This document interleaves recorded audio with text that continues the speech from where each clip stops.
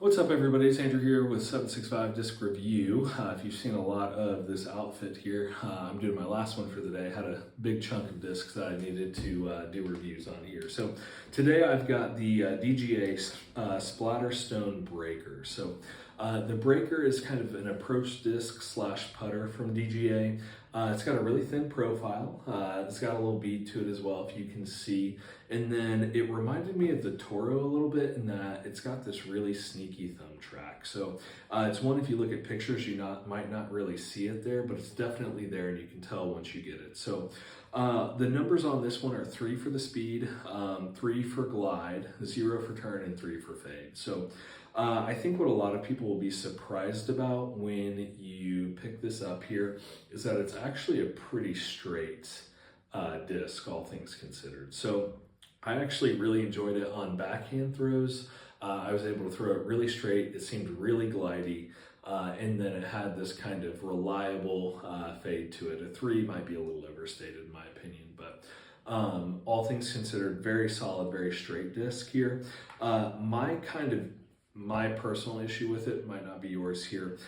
For forehand, I had a lot of trouble getting a clean release off of it. So I'm not sure if it was kind of the bead or what, but it was something that I struggled to get a clean release off of.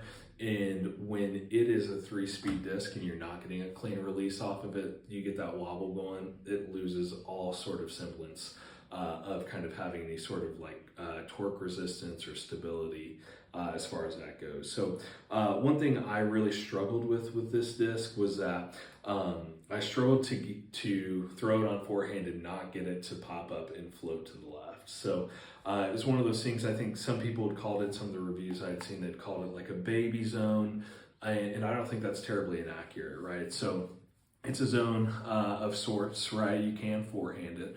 It definitely has a bead. The feel's definitely different there.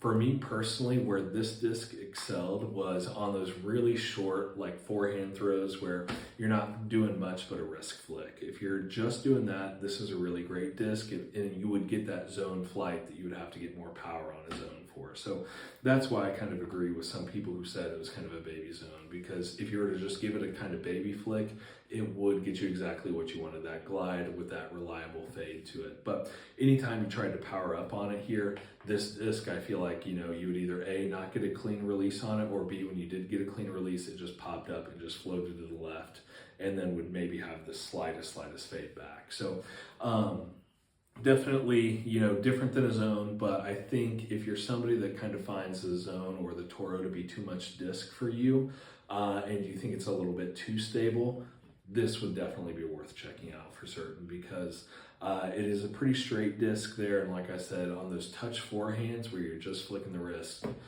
it did great things. It just didn't really handle power for me personally, but if you have a little bit less power there, it could be a really great disc that's worth trying out for you. So definitely something that might be worth checking out for you. The stone plastic as well, I was really impressed with. So I went out and did a couple like 1 disc only rounds with this disc just because I am desperately looking for like just a putter like 1 to 3 speed that I could feel like I could go out and have a 1 disc round with and not be like frustrated with. And right now that's the Berg X for me, but I hate the feel for putting.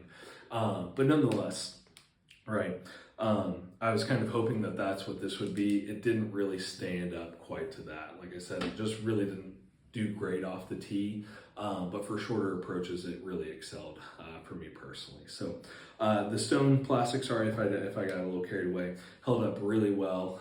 I was in some wooded courses doing those 1 disc rounds, and like I hit first available a couple times, really trying to throw it as hard as I could, and then I'd look later on and you could barely see it then. So I was really impressed with the durability of this plastic, for certain, for it being kind of more of a baseline type of plastic for sure. So definitely appreciate DGA's stone plastic there. I can't say enough good things about it because it seems like it is really durable, and the grip was pretty great as well. So thanks for watching. It wasn't necessarily the disc for me, I don't think, but still worth a try for you, I think, especially if you're looking for a less stable zone or Toro complement for sure. Appreciate you watching.